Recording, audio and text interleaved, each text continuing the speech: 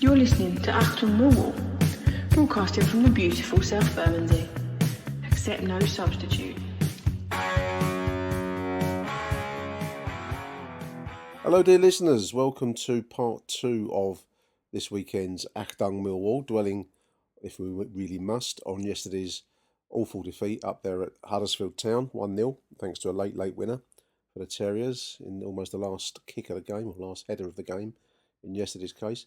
This is part 2 of a double header edition. This one's going to feature a slightly longer post than normal from one of our regular contributors, always a voice I like listening to, is Tony Munday. And he's got a lot to say regarding the whole Neil Harris debate, the situation of the club. And I thought it merited a short show in its own right. So we're going to take you over now to voice note received following yesterday's match from Tony Munday. Let's have a listen to Tone. Hello Nick, Tony Munday. I wasn't going to ring in because I've been so angry over the last 24 hours, but I think I need to, just for therapy, just to get it all off my chest. Because it's a total fucking shit show. And it's I don't even know where to start, but we've just played two teams, Rotherham, apart from us, 1 point in 12 games. That point was against Huddersfield. And Huddersfield, who has just gone 6 without a win, and couldn't hit a barn door with a bow and arrow, or whatever you want to call it. You know what I mean? And let's be honest, yesterday they was absolutely shit. Huddersfield was shit. It's just going back to what we've spoken about before.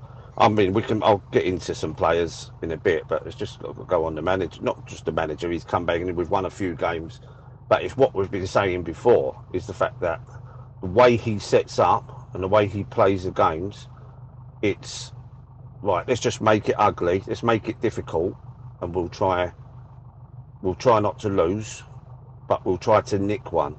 Well, all those games are fine margins, aren't they? And now those margins have gone against us, in the fact that, right, we beat Southampton heavily under the cosh. It was a good back to the wall performance. We beat Watford, where we scored a free kick, another set piece, where the keeper should have saved, pushed it in, and then we've sort of gone on the back foot for 87 minutes. Birmingham was a 0-0 game all over. Neither keeper made a save, and again the margins worked in our favour. We got that late goal, and they're working against us. It's just, that's what this style of football does, and that's why I think a lot of us have said at the start, yeah, because pumped them all up when he first come in and all that, but it can't last. We've seen that from last time he was here, and I'm really worried now, really, because I actually think we're going. I didn't even fancy us to win yesterday. It's just because we know are they going to get that bit of luck, or are we going to get that bit of luck? Because that's how our games are. That's how we're being set up. We're using the same 13 workhorses for every game, and if that's how he's made that decision that's how we're going to play from when he come in till the end of the season. I think he'll play that way next season if he's still here as well, but that's what he's made his mind up to do, and now we're banging it. We was literally out of it, not quite out of it, but you know what I mean, we was gone, so to speak, and now we're banging it.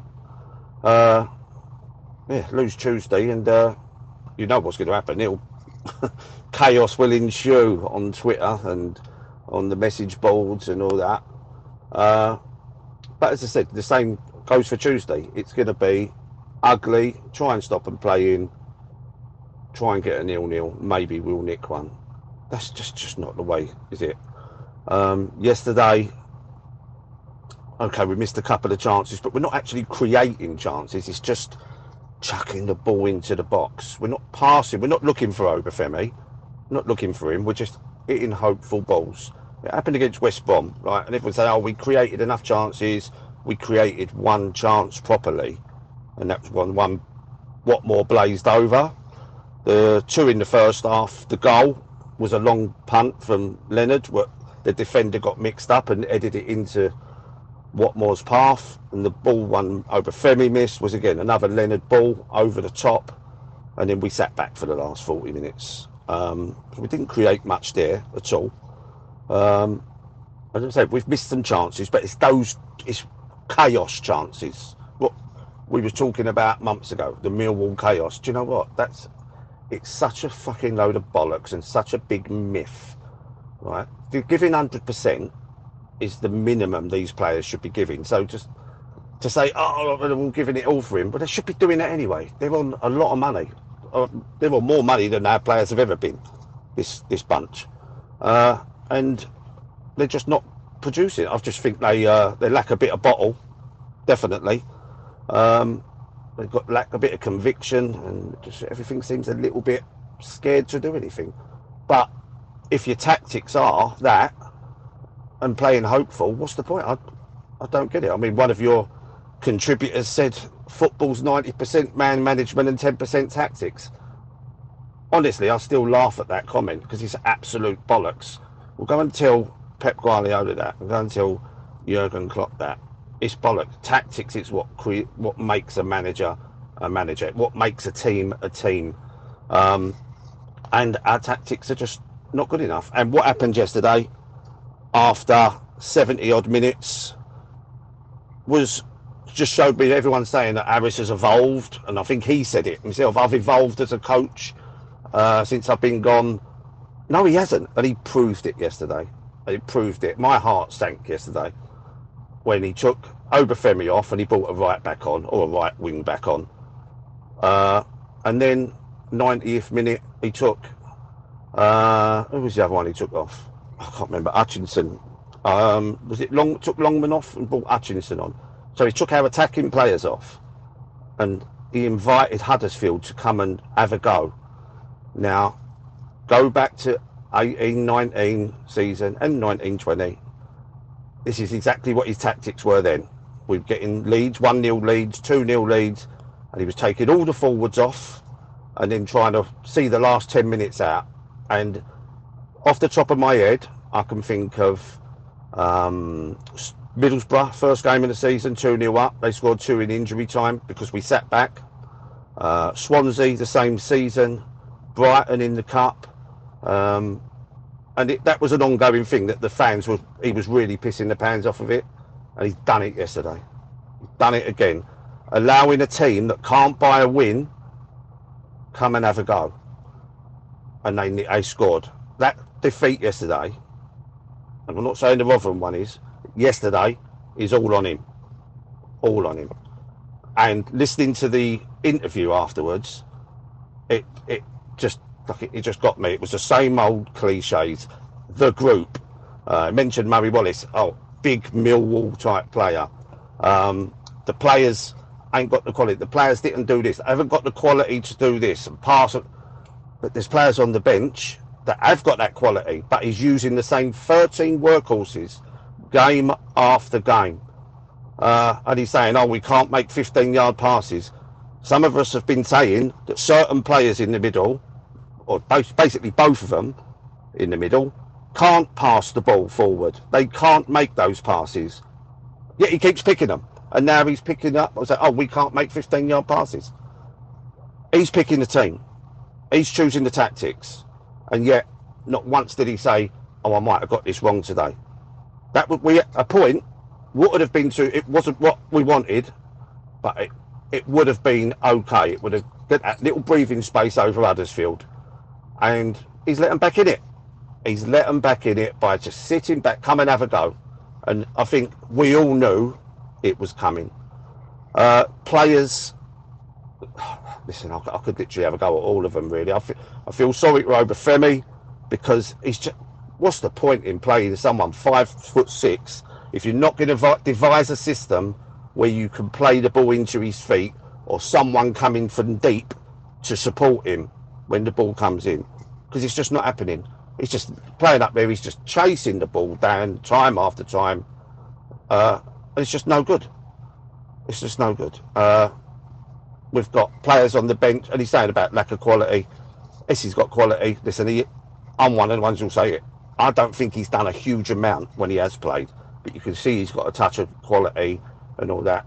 Mayer come on against Rotherham last week, and in 10 minutes, he got down the line 4 times, beat the player every time. He got 3 balls into the box, and 1 got blocked for a corner. Exactly what you want a winger to do.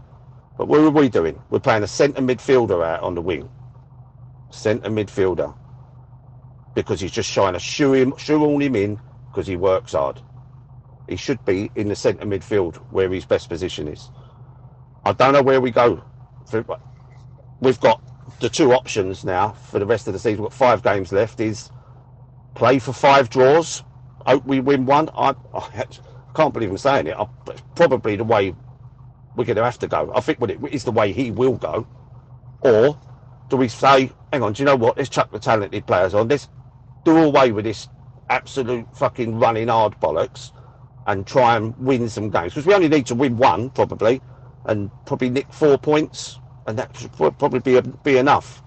But will he do that? I don't think it's stick or twist. Play for 5 draws or go for a win or 2 wins. I just don't know whether to go for it. He insists on playing Jake Cooper, and he's not just the only one. So did the previous managers. He's 6'7", and he's like Bambi. You know, he's as weak. He's probably the weakest player on the pitch. I'd put my money on George Honeyman to give him a good hiding, and he's a foot smaller. Every time he goes up into the opponent's box, he ends up on the floor. It's just a shocking footballer. And it's been the last 2 years. He's only ever good the last 2 years when Hutchinson has been injured. He's only ever decent when Hutchinson is alongside him. He's not a leader, and he shouldn't be captain. Hutchinson has to come in for the Leicester game. Has to. Whether he does is another story. The 2 midfielders in the middle, so it depends on what we're going to do.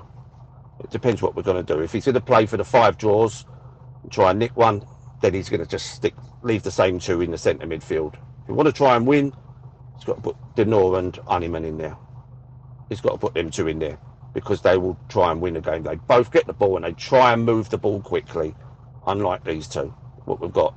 They work hard, and I'll never say they won't. They're 100% as the pair of them, but they're just not very good with the ball at their feet, either of them. And he's just got to set up to try and win. But it just depends on where he's going to go.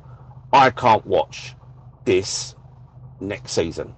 I will tell you, I will not wait. He proved he hasn't evolved because he done the same thing yesterday. Took the forwards off, sat back. He's proved it. That it was heartbreaking to see it. My heart, as I said, my heart sank when it's he's still doing the same thing. So yeah, he ain't. I won't be. I'll say it right now. And I know the listeners. Some of the listeners will say, "Well, fuck off then. Good riddance." But I won't be there next season if he's still in manager. I will not watch that anymore. I gave up my season ticket at the end of the 18-19 season after watching that shit, and renewed it once he'd gone. And I'm going to do the same again. It's shocking, absolutely shocking football, prehistoric. Terrible. He's. I don't want to slag him off too much, but I can't not state the basic facts of what it is. And again, it's not all down on him, because these players have just let us down for the last 12 months, and there's a lot of the same players. And I could actually take Ryan Leonard out of that, because I think he's just been absolutely stand out amongst that lot who's been there from last year. Absolutely. The rest of them, could they do more? Yeah. Right. If you're a footballer, you get scouted because you can play football, and all of a sudden they don't seem to be able to play football. They can't pass. They haven't got a clue. No one runs from deep to support the forwards. Oh, it's awful. Yeah. So I'm not just putting it just on Harris. This is but he cost us the win. He cost us a point yesterday. I wouldn't say he cost us the win. He cost us a point, and he allowed Huddersfield back into it. They're back into this chance of staying up. They were gone. We beat them yesterday. They're gone. We've let them back in it. by throwing all the defenders on, taking the attackers off. It's just a load of shit. Is there anything else I want to add? Because I'll forget something. I don't know. I'm just so disappointed and angry, and I'm sure everyone else is as well. I've seen all the comments on Twitter, and that it's just we just never learn. And yeah, that's what it is. It's not just the players. It's not just the manager. It's those two fucking clowns upstairs. I'll keep going. I'm not going to put as much on Kavanagh because he seems to just be a businessman. That's from what I can see. And whether he's doing good for the business, I actually don't know, right, in that terms. But we've got a director of football who's so fucking underqualified. And what is he doing there? They're the one appointing the manager. He's the appointing manager. Bringing the players in. He's a fucking disaster. I don't remember Stoke shooting up the league while he was there, or buying these great players and then passing them on for ultra millions afterwards. Didn't happen. How we've ended up with him back, I'll never know. Come the summer, no matter what happens, we need a proper clear out. Clear out of players, clear out of the manager, and clear out of at least Aldridge upstairs. Maybe Kavanagh too. I needed to get that off my chest. So I'm going to work now, and I can't pick me passengers up and take it out on them. So I've sort of took it out on you, Nick, and I've took it out on the listeners. And I'm sure people will be agreeing with me, but there'll be people shouting back at me, calling me every name under the sun. But that's what it's all about, and it's opinions, and yeah, that's what it's all about. That's what we're all in it. We're all upset. We're all angry to an extent. I swore football wouldn't do this to me anymore a few years ago. I just thought, do you know what? I'm just not going to let football affect me anymore. I'm not going to affect Millwall losing. Let it affect me. Let it affect my life anymore. Fuck me. It's come back with a vengeance. Nick, you have a good Sunday, mate. I'm off to work. I'll see you later. Bye. Big thank you, Tone. I really appreciate that message. Yeah, my wife treats me like that as well, mate. I think it's my function in life. Only mucking about. Lots and lots to unpack in Tony's message. I'd love to hear what you think, dear listeners. I think, listening to the comments that we had in part one of the show, and that extended one there from Tone, many people are reaching the same conclusions. I, you know, I've followed this club now for too many years to recount them all. And we all know what Neil Harris, the player, meant to us, and we also know what Neil Harris, the manager, that got us from League One via the playoffs into the Championship. We know his contribution to our club. I do fear that we're at the limits as to what he can do with this pumped up adrenaline Millwallness style of approach. We have a squad that just isn't suited to that. They don't seem to have any spine. They have no vim. They have no nothing. They embarrass us in big situations. They've done it repeatedly. And yesterday was just one more in many ways. As I said a few times on these shows this weekend, I was actually at a family function yesterday, so I'm sitting there like the teenage Kevin looking at my phone whilst people are trying to make conversation and things. I must have looked like a right rude, what's it? But you could just tell I got a good chunk of the first half and on and off a bits of the second half on the phone. And you could just tell which way the wind was going to go, literally, yesterday at Huddersfield. Has he evolved as a coach? The only defence I'd make, Tone, the only thing I'd say, I can't disagree with your analysis. I suppose that there's still this is the remnants of his squad from his previous time in charge, and via other managers since. So the squad is not entirely his. Those that do linger on from the past, such as Jake, who we've mentioned a few times across these two shows this weekend, they're aged, and age is a cruel mistress. We all know that. I know that myself. So whether my point being whether a reshuffle of personnel recruitment at the club is going to happen, because half of these people have to kind of walk away from the club. Which Turkeys rarely vote for Christmas, do they? As they say. So not sure what the drive's going to be, where it's going to come. It can only come from James Berylson at the very top of the pile, and I do agree that the administration of our club is where it's all going to start and it will all finish. Because if we have any role or function in the modern game, it must be as a club of a similar standing. So say Luton, let's just use that as a very good example, but I'd also throw into the mix other clubs that have not been, certainly no bigger than us in the past. I'm talking about Bournemouth, I'm talking about Brentford, and they've all got money backing. I do get it.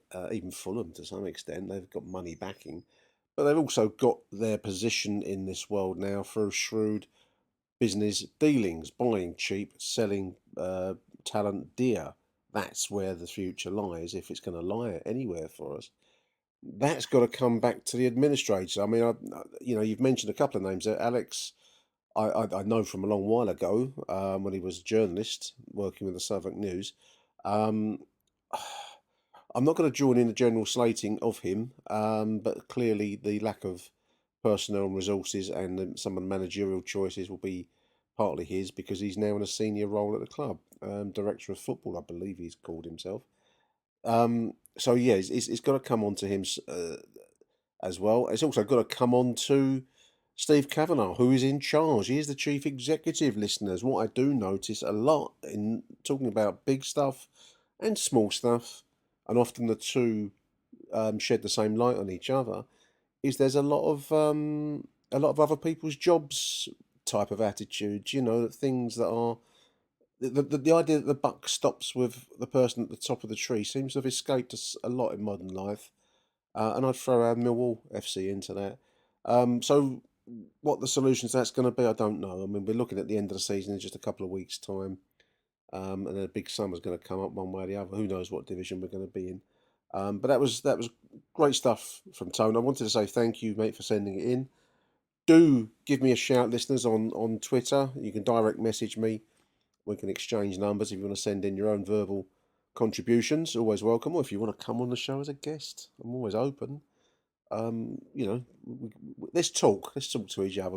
Probably going to have a lot of a lot of stuff to talk about over the next few weeks and possibly over the summer months. Let's see how it goes. Huge thank you, Tony Munday. That was part 2 of this weekend's Achtung Millwall. Thank you for listening, dear listeners. Really appreciate it. And until the next edition, which will follow the midweek game versus Leicester, it's Arrivederci Millwall from me, Nick Hart. Bye for now.